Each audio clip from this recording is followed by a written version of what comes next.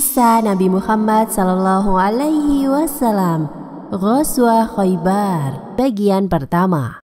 Khaybar adalah sebuah wilayah dengan tanah yang subur dan terletak sekitar 165 km di sebelah utara Madinah. Dan karena wilayah ini sebagian besarnya berdiri di atas tanah pertanian, maka tidak heran jika Khaybar memiliki banyak sumber mata air serta perkebunan kurma dan berbagai hasil bumi lainnya. Kegiatan perekonomian di wilayah ini juga berjalan cukup baik, dan yang menjadi unggulan dari Khaybar adalah kegiatan perdagangan, pertukangan, dan keuangan, sehingga banyak yang menyebut jika Khaybar adalah wilayah yang makmur. Khaybar sendiri dihuni oleh gabungan antara orang-orang Arab dan Yahudi, meski suku Ghatafan sering mengaku-aku jika mereka adalah pemilik dari wilayah ini. Adapun sikap permusuhan orang-orang Yahudi Khaybar sebenarnya bermula dari sejak kehadiran orang-orang Yahudi Bani Nadir. Bani Nadir adalah suku Yahudi yang sebelumnya terusir dari Madinah akibat dari pengkhianatan mereka terhadap perjanjian damai dengan Rasulullah Shallallahu Alaihi Wasallam. Pengkhianatan yang dilakukan oleh orang-orang Yahudi Bani Nadir antara lain melakukan perbuatan makar, yakni bekerja sama dengan kafir Quraisy untuk menyerang Madinah. Kemudian menghasut kaum muslimin, memfitnah para istri sahabat Rasulullah, menebar kebencian kepada pribadi Rasulullah, serta rencana pembunuhan terhadap Rasulullah Shallallahu Alaihi Wasallam. Maka dari berbagai kejahatan itulah mereka pun diusir dari Madinah.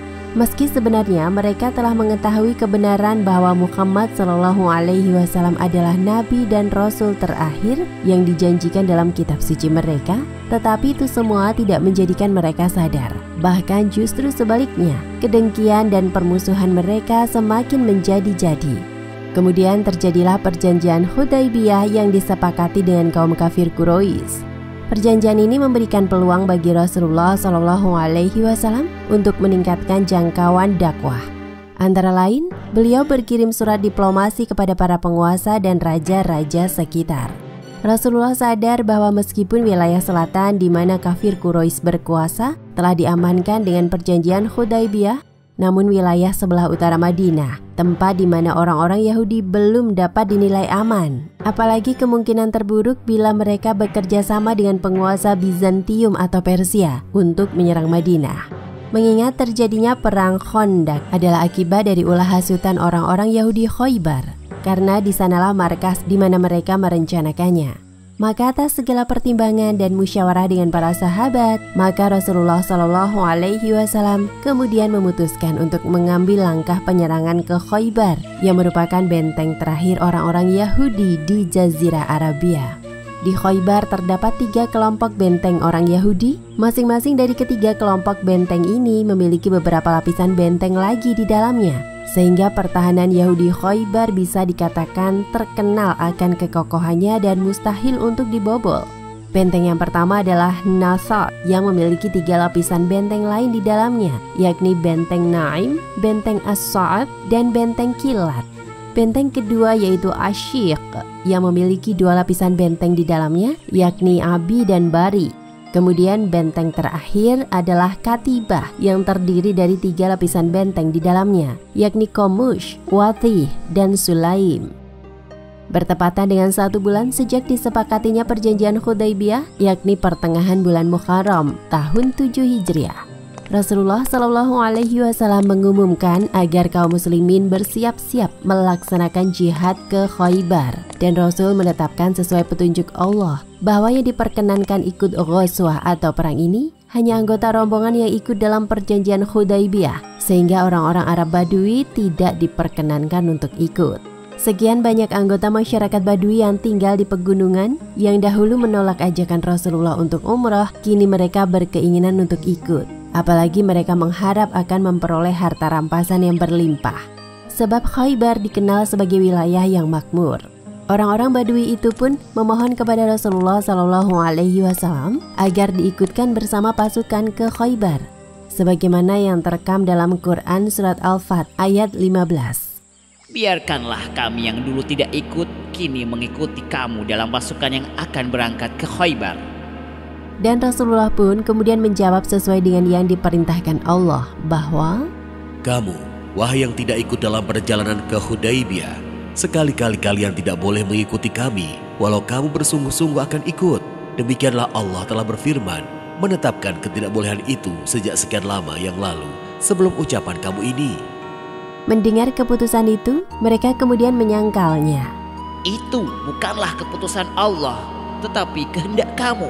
Sebenarnya keputusan itu karena kamu iri hati kepada kami.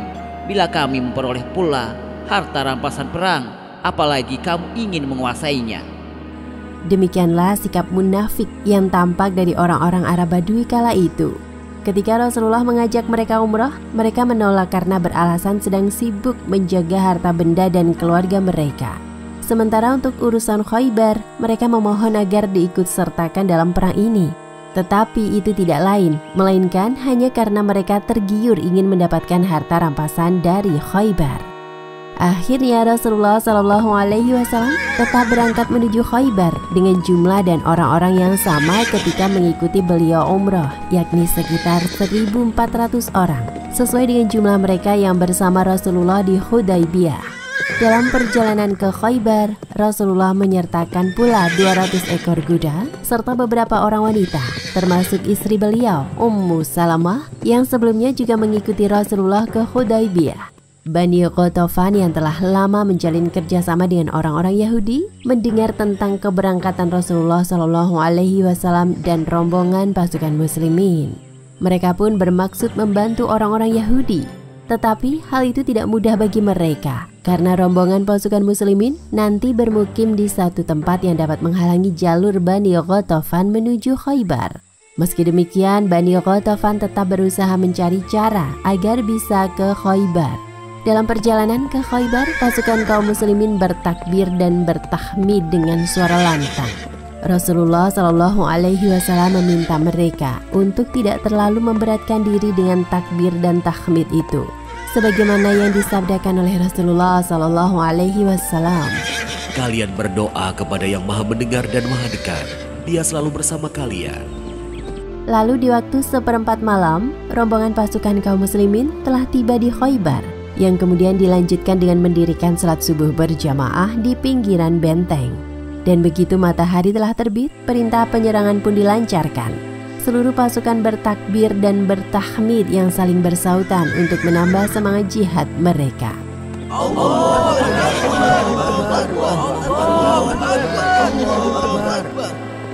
Dan tentu sudah menjadi kebiasaan Rasulullah SAW dalam adab berperang, bahwa beliau tidak akan menyerang suatu kota di malam hari untuk menghindari mereka yang tidak mengangkat senjata. Demikianlah kisah Khaybar bagian pertama. Hikmah yang bisa kita dapatkan adalah bagaimana adilnya sifat Rasulullah SAW meski dalam berperang. Beliau tidak menyerang musuh ketika mereka masih tidur atau sedang tidak mengangkat senjata. Walaupun Rasulullah pernah bersabda bahwa perang adalah siasat. Wallahu a'lam bishawab. Kisah Nabi Muhammad SAW, Ghazwah Khaybar bagian kedua. Kedatangan Rasulullah SAW dan bala tentara kaum muslimin membuat orang-orang Yahudi Khaybar diliputi kepanikan. Mereka pun mengadakan rapat dengan para tokoh pemimpin mereka tentang bagaimana menghadapi serangan kaum muslimin. Pemimpin mereka yang bernama Salam bin Mishkam berkata, "Untuk harta benda dan anak-anak tempatkan di benteng Wathih dan Sulaim. Sedang untuk persenjataan dan bahan makanan simpan di benteng Naim. Sementara pasukan teruslah bertahan di sekitar benteng Napot." Hari pertama pengepungan, serangan pertama kaum muslimin tertuju pada benteng Nafat, yang mana di dalam benteng tersebut juga terdapat benteng Naim. Namun selama 2 hari pengepungan, kaum muslimin kesulitan menembus benteng tersebut. Pada mulanya panji perang kaum muslimin dipegang oleh Sayyidina Abu Bakar. Tetapi 2 hari setelah itu, Rasul mengumumkan bahwa esok aku akan datang menyerahkan panji kepada satu orang yang mencintai Allah dan Rasulnya, dan juga dicintai Allah dan Rasulnya. Kemenangan akan dianugerahkan Allah melalui dia. Kaum muslimin yang mendengar sabda ini menaruh harapan jika kiranya dialah yang dimaksud oleh Rasulullah dan memperoleh kehormatan itu, sampai-sampai Umar bin Khattab berkata, Saya tidak mengharap kepemimpinan kecuali ketika hari itu. Lalu pada keesokan harinya, Rasulullah Shallallahu Alaihi Wasallam mencari Ali bin Abi Thalib. Tetapi ternyata ketika itu Ali bin Abi Thalib sedang menderita sakit mata. Rasulullah kemudian mendoakan kesembuhan matanya. Lalu Rasul bersabda, "Berangkatlah, bertempurlah hingga Allah menganugerahkan kemenangan melaluimu, dan jangan menoleh lagi ke belakang." Tak lama dari itu, sakit mata Ali bin Abi Thalib pun berangsur mulai sembuh. Kemudian Ali bin Abi Thalib bertanya kepada Rasulullah, "Jadi tugas-tugasku apa saja, wahai Rasulullah?" Ajaklah mereka kepada Islam. Sampaikanlah kepada mereka apa yang diwajibkan atas mereka dari hak-hak Allah. Demi Allah, bahwa Allah memberi hidayah kepada seseorang melalui engkau, maka itu lebih dari harta humr an-ni'am, yakni harta benda yang amat bernilai harganya. Pesan Rasulullah tersebut menunjukkan bahwa tujuan perang dalam Islam sama sekali bukan untuk merebut wilayah atau harta benda, tetapi untuk mengajak manusia kepada kehidupan dunia dan akhirat yang bahagia. Dan karena itu, kalaupun hanya seorang yang berhasil diajak kepada Islam, maka itu sudah lebih berarti daripada seluruh harta yang bernilai. Ali bin Abi Thalib pun berangkat melaksanakan tugasnya. Dengan membawa panji perang, ia memacu kudanya mengarah ke benteng Yahudi. Dan di sana beliau dihadang oleh Marhab, seorang tokoh Yahudi yang dikenal gagah berani. Saat Ali bin Abi Thalib berusaha mengajak ia dalam keislaman, dengan angkuhnya Marhab berkata, Akulah yang dinamai ibuku Marhab, lengkap senjatanya, lagi berpengalaman. Sekali aku menusuk dan sekali memukul pada saat singa datang untuk menerkam. Ali bin Abi Thalib tak mau kalah dan ia pun berkata, "Akulah yang dinamai ibuku, Haidaroh. Kutebas dengan pedang kepala-kepala yang kafir. Kuperlakukan mereka dengan seimbang, membalas mereka dengan sempurna."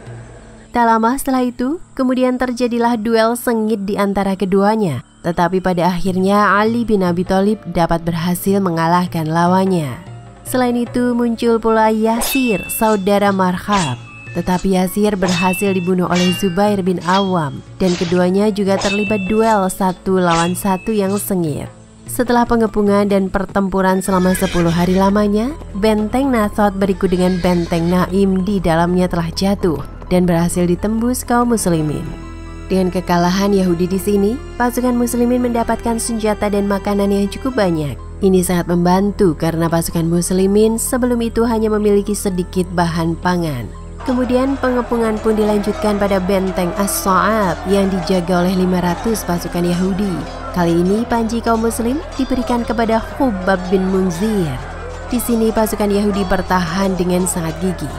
Apalagi benteng ini berada di tempat yang tinggi. Karena sulitnya medan pertempuran, pasukan muslimin pun terpaksa turun ke lapangan terbuka untuk melawan musuh. Sedikitnya 10 orang di antara mereka syahid. Namun setelah 3 hari pertempuran, benteng As-Sa'ab pun akhirnya jatuh ke tangan kaum muslimin. Selanjutnya pengepungan dilanjutkan ke benteng Ashiq yang juga memiliki benteng berlapis di dalamnya. Di depan benteng terjadi pertempuran 1 lawan 1 yang menewaskan sekian orang Yahudi. Tetapi akhirnya benteng-benteng itu pun jatuh ke tangan kaum muslimin. Orang-orang Yahudi yang selamat berlarian menyelamatkan diri dengan menuju ke benteng ketiga, yaitu benteng Katibah, untuk berlindung di dalam benteng Qomus dan Sulaim. Dan setelah 14 hari lamanya mereka dikepung, akhirnya orang-orang Yahudi Khaybar menyerah dan meminta berdamai. Mereka kemudian bersedia menyerahkan kepada Rasulullah harta benda milik mereka yang berupa emas, perak, dan perisai. Namun mereka dapat mengambil selainnya, sebanyak apa yang dapat dipikul oleh kendaraan mereka. Dan dengan syarat mereka jujur tidak menyembunyikan sesuatu apapun. Jika terbukti mereka melanggar, maka pelakunya tidak akan memperoleh jaminan keamanan. Di saat medan pertempuran Khaybar sudah mulai tenang, beberapa orang Yahudi mendatangi Rasulullah. "Wahai Muhammad, Nabi umat Islam, kami telah menyerah atas kalian. Tetapi mohonlah sekiranya engkau mengizinkan agar kami tetap dapat tinggal di rumah-rumah kami dan juga mengelola ladang kami." Rasulullah pun memperkenankan permintaan orang-orang Yahudi tersebut seraya berkata, "Aku izinkan kalian tetap menempati rumah dan mengelola ladang kalian, tetapi dengan syarat, setengah dari hasil pertanian kalian menjadi milik kaum muslimin. Dan ini kita sepakati sepanjang waktu yang kami kehendaki. Demikian kisah Khaybar bagian kedua. Hikmah yang bisa kita ambil adalah bahwa Rasulullah SAW tidak mengutamakan peperangan dalam menyebarkan ajaran Islam, kecuali posisi umat Islam terdesak, tetapi mengutamakan ajakan, dialog untuk memberi pemahaman agama Islam. Wallahu a'lam bishawab. Kisah Nabi Muhammad SAW, Ghazwah Khaybar bagian ketiga. Setelah kaum Yahudi Khaybar menyatakan menyerah atas kaum muslimin, ada sekelompok Yahudi lain yang tinggal di Fadak, sebuah wilayah yang terletak di utara Khaybar.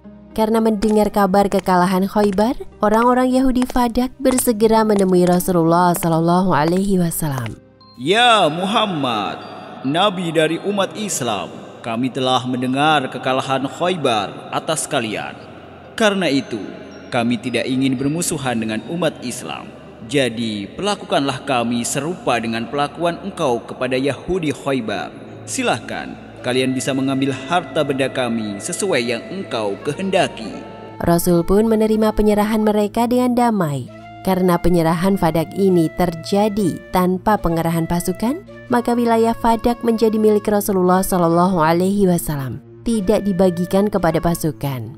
Setelah itu terjadi pula pengepungan ke wilayah-wilayah Yahudi lainnya, tepatnya di saat kaum muslimin hendak pulang ke Madinah.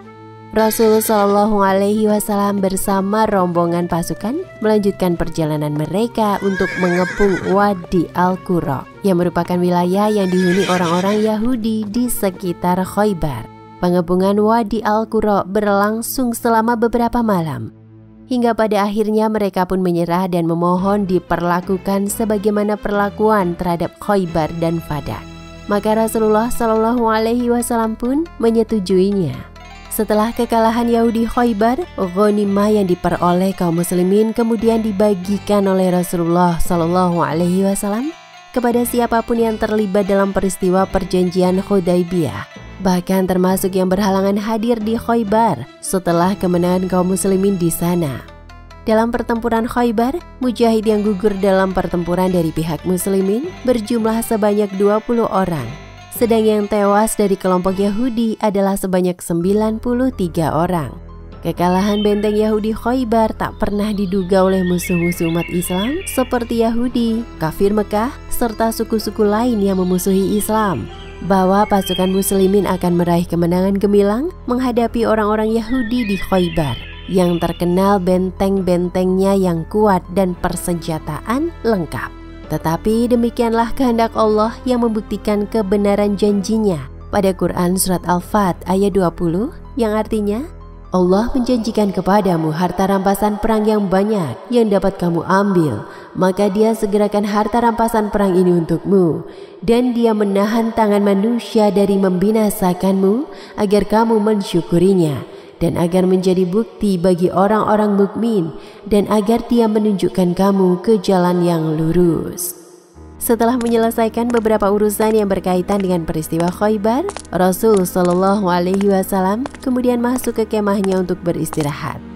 Sementara itu ada seorang wanita Yahudi bernama Zainab binti Harits bin Abi Huqai sedang merencanakan makar terhadap Rasulullah SAW dengan sangat rapi. Dia mengumpulkan berbagai informasi tentang Rasulullah, seperti bagian mana dari kambing yang paling disukai beliau, yang ternyata adalah lengan kambing.